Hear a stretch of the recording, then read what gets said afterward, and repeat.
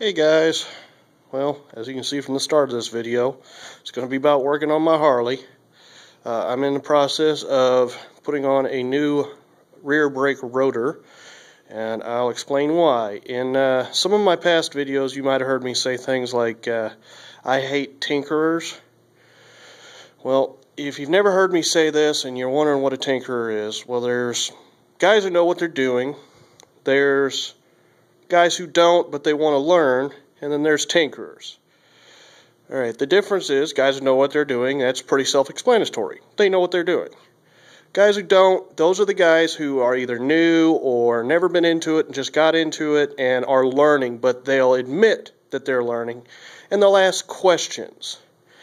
Tinkerers are the exact same as these guys, except they won't ask questions. They'll never admit that they don't know what they're doing, and inevitably they'll screw something up. Well, in this episode, as you can see, I already got the tire off, pulled the old rotor, and I'll show you what I mean about tinkerers. Alright, I bought this bike. It was highly modified. This here is a 4-piston Performance Master. You can see the PM logo.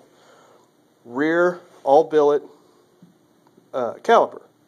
High end. This one right here runs somewhere between $300 and $400 just by itself.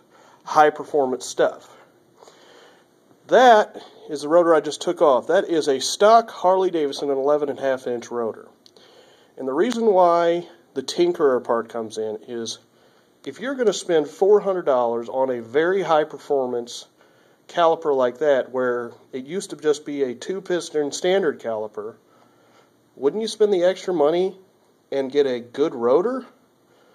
Well, apparently this guy didn't think it was necessary. Now, as you can see, this rotor, polished, and it's laying perfectly flat. Perfect. You know, on my freshly cleaned workbench. Perfect. This, as you can see, is not anywhere near flat. It warped so bad, thankfully it didn't permanently damage it. Let the camera focus there, if it'll ever focus. Here, maybe turn it sideways where...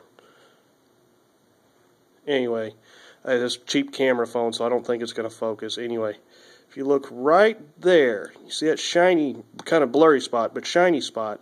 That's literally where the rotor was so warped over while on the bike, it was rubbing up against the caliper. And if I can find the spots here, see that shiny spot right there? That's actually aluminum embedded into the rotor. That's how hard it was. We couldn't even move the bike. We ended up on the side of the road, had to take that caliper off so I could ride it home without a rear brake. Obviously, I went out and got the RevTech 11.5-inch.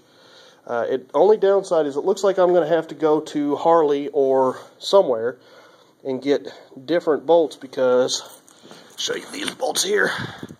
Obviously, these are Allen head bolts with a cone.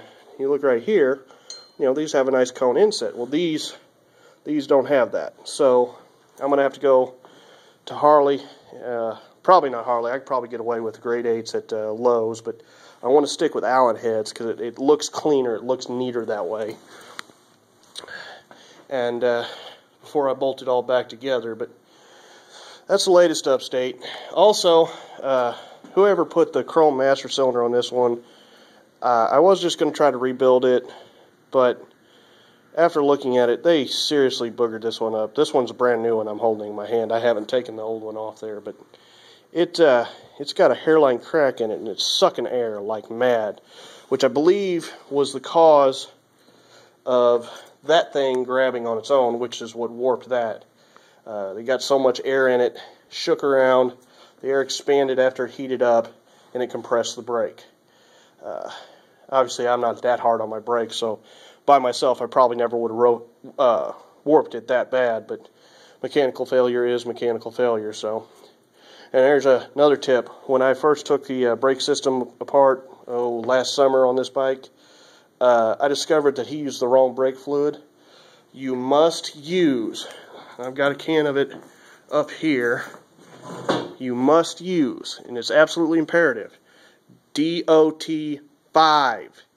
Do not use anything other than DOT5 in these brakes. It is absolutely imperative. DOT4 it's the wrong type of synthetic blend, and 1, 2, and 3 is not synthetic at all, and it will actually cause moisture to build up in your brakes. And a lot of times exactly that will happen. And this is not, for you guys that don't like Harley Davidsons, this is not a Harley problem. This is a motorcycle problem. Every bike in the world is the exact same. It must have a special grade brake fluid, or you'll get a failure just like this. So, that's the news.